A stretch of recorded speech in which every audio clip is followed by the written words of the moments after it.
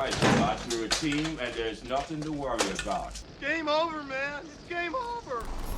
In 1985, a 31-year-old Canadian walked onto a British soundstage, and within weeks, the crew quietly decided that he was going to fail. They'd worked on the original Alien, and hated the idea of an outsider telling them how to make a sequel. That outsider was James Cameron. Director who's hot, James Cameron is. And the story of how Aliens actually got made is funnier and darker than anything that ended up on screen. Carrie Henn was 9 years old and living near RAF Lakenheath when a casting scout walked into her school cafeteria and took a photo of her. Wait, no you don't. It's okay. You're gonna be all right now. The production looked at around 500 kids. The problem is that most of them were trained to smile after every line, trained to do the thing that works great in commercials and completely falls apart when what you really need is a girl who's watched an alien hive eat her entire colony. Carrie didn't do any of that. She delivered the line and stopped. The stillness is what got her the part. She'd go on to win a Saturn Award, holding her own against Sigourney Weaver and a 14-foot animatronic monster. Then she walked away completely. Grew up, moved to California, became a school teacher. I mean, the most memorable child performance in science fiction history was a one and done. She never made another film, and there's something almost perfect about that. Every weapon that the Colonial Marines carry is a Frankenstein prop bolted together from older hardware. Lieutenant, what do those pulse rifles fire? 10mm explosive tip caseless. That iconic pulse rifle, the chunky one with the ammo counter that clicks down, started life as a Thompson submachine gun. Yeah, the Tommy gun from gangster movies. They wrapped it in the forend of a Spas 12 shotgun and added a Remington 870 receiver. The smart guns that Vasquez and Drake haul around on those harness rigs. Underneath all of the sci-fi dressing, that is a German MG-42, a design that dates back to World War II. The most futuristic-looking weapons in the movie were built on some of the oldest hardware they could get their hands on, which, when you think about it, is a pretty good metaphor for how most blockbusters get made.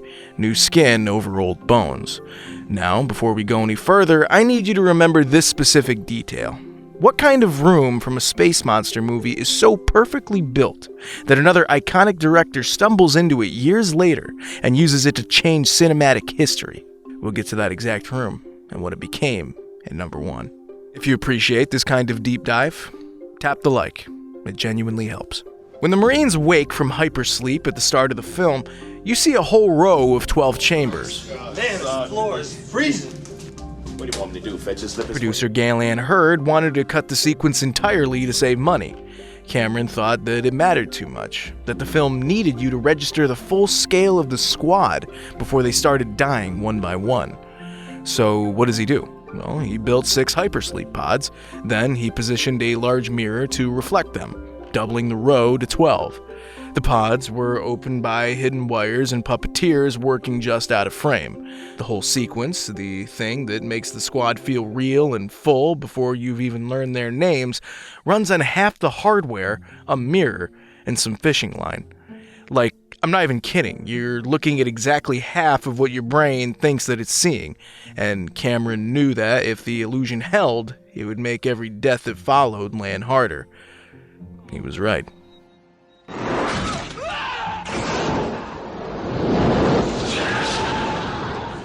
Getting Sigourney into a movie loaded with firearms took real negotiation, because in real life, she's a committed gun control advocate, not a casual opinion, an actual position that she holds.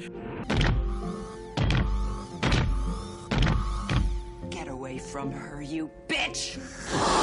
Cameron had to sit with her and walk through exactly why the weaponry was necessary for the story that he was trying to tell. Why Ripley picking up a gun wasn't a betrayal of the character, but a continuation of her.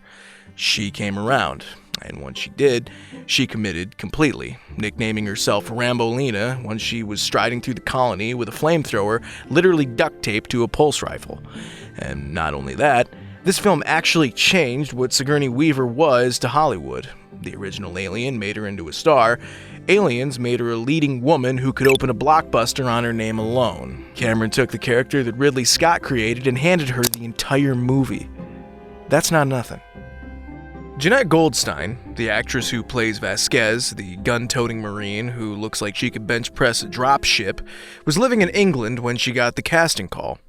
She had no idea what the movie was actually about. You see, she was an American living abroad, and back in the US, the official legal term for an immigrant is a resident alien. So when she heard the title, she assumed that the film was a drama about immigration. She showed up to read for a tough space marine dressed for a completely different kind of role. When she figured out that it was science fiction, she came back, nailed the audition, got the part. And in a stroke of absolute cosmic irony, Hudson's jab at her in the movie was actually already written in the script before she ever walked into the room. Somebody said alien. She thought they said illegal alien and signed up. Fuck you, man. It was just a perfect, bizarre coincidence. The British crew did not respect Cameron, and it's worse than it sounds. The film was shot at Pinewood Studios, and a lot of the crew had worked on the original Alien. They revered Ridley Scott. To them, Cameron was an unproven outsider standing in Scott's shoes without having earned them yet. None of them had seen The Terminator because it hadn't been released in the UK yet, so as far as they were concerned, he had nothing. Cameron's solution was to organize a screening of The Terminator for the full production. His reasoning was straightforward. If they could see what he'd already made, the skepticism would collapse on its own. Cast turns up. The crew didn't. Not one of them walked through the door. I'm telling you, imagine arranging a screening of your own breakthrough film to win people over, and having a room full of empty folded chairs staring back at you. That's what he was dealing with before he'd even call action. And while Cameron was figuring out how to earn a crew that didn't want to be earned, elsewhere on the production, someone was about to have a very interesting conversation with British Customs. There's a small, beloved moment in the film where Bishop, the android who is played by Lance Henriksen, does a knife trick. It's very pretty, Bishop, but what are we looking for? That's it. Blade moving between his fingers faster and faster, just close enough to Hudson's hand to make everyone in the room hold their breath. To rehearse it, he packed a suitcase full of knives and flew to London. I mean, you can see where this is going. He landed at Heathrow, walked up to customs, opened the case, and found himself standing in front of a border agent with, by his own account, just an absolutely full suitcase of blades. A grown man from overseas with a bag of knives and the explanation that they're for a movie. Somehow, he made it to set. Somehow the knives made it too. And just like that, the most unsettling android in science fiction history had his prop ready to go. Cameron started firing people. He let go of his cinematographer. He let go of his first assistant director. He made the set feel like a place where decisions had consequences, because up to that point, it hadn't. On the final day of filming, he stood up in front of the assembled crew to give what everybody assumed would be a heartfelt farewell.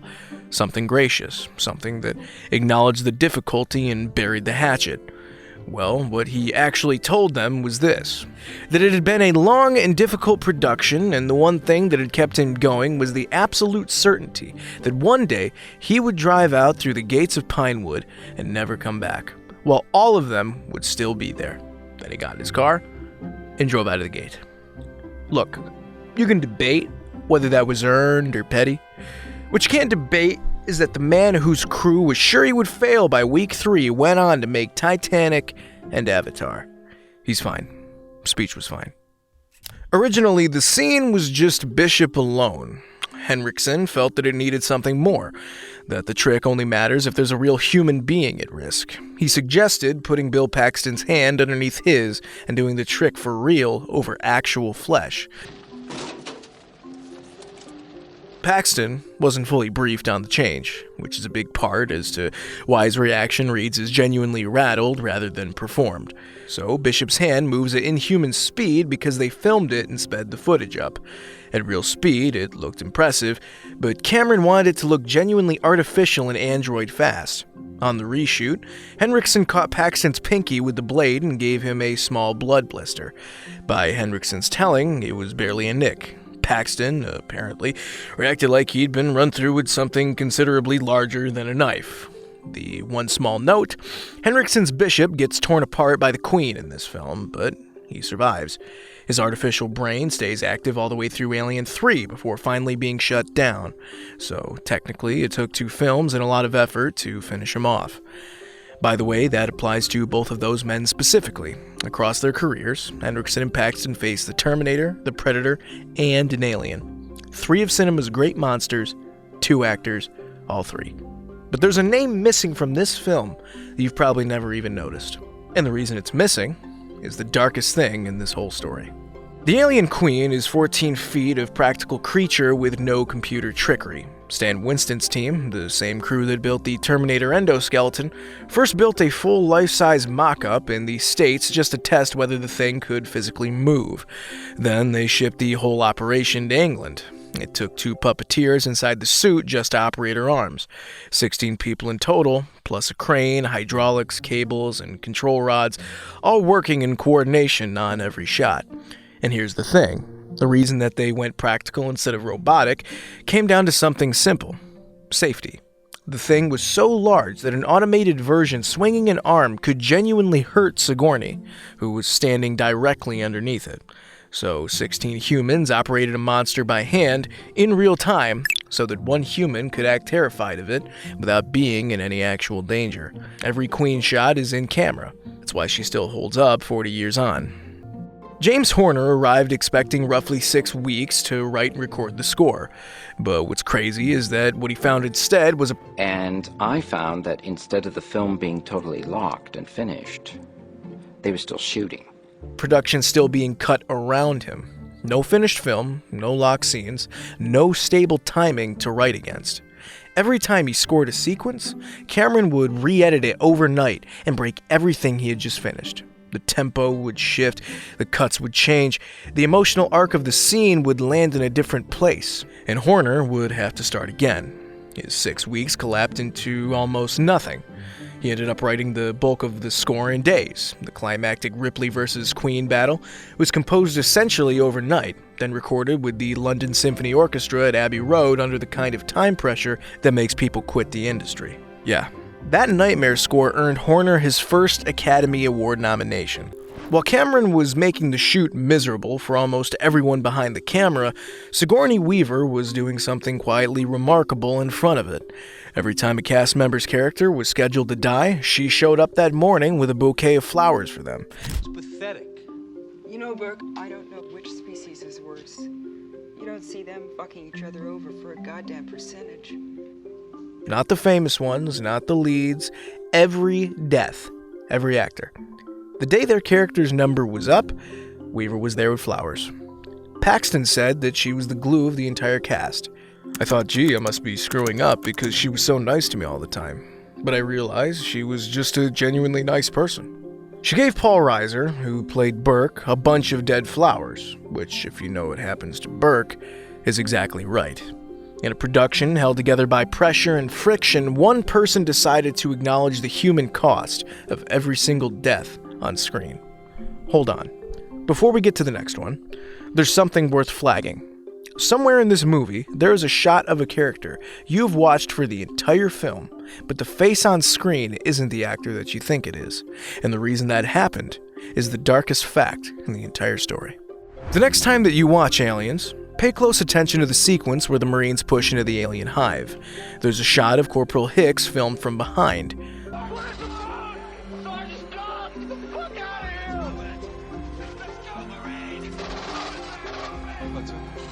The framing is slightly off.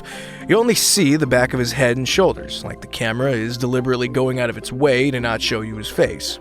That's because it is.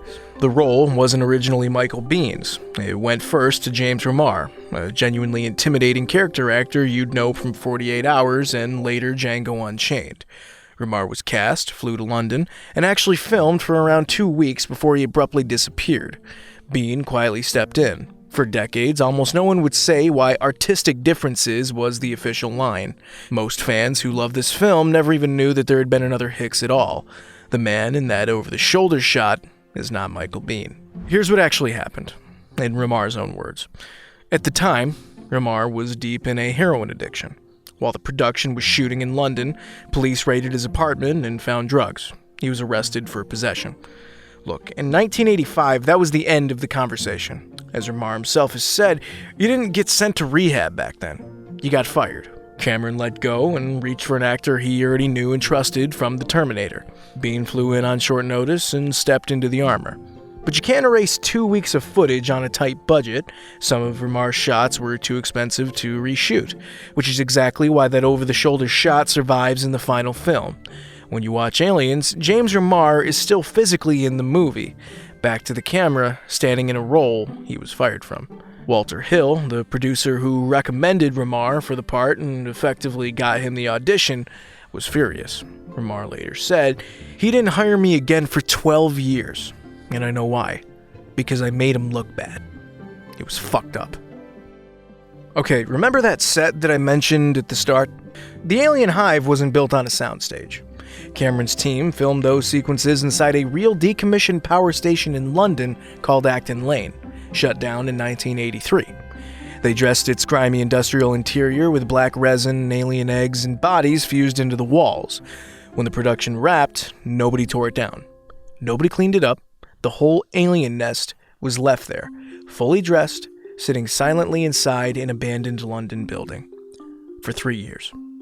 And just like that, in 1989, another film crew opened the doors. Tim Burton was making Batman. He needed an interior location for the Axis Chemicals plant, the factory where Jack Napier falls into a vat of chemicals and climbs back out as the Joker.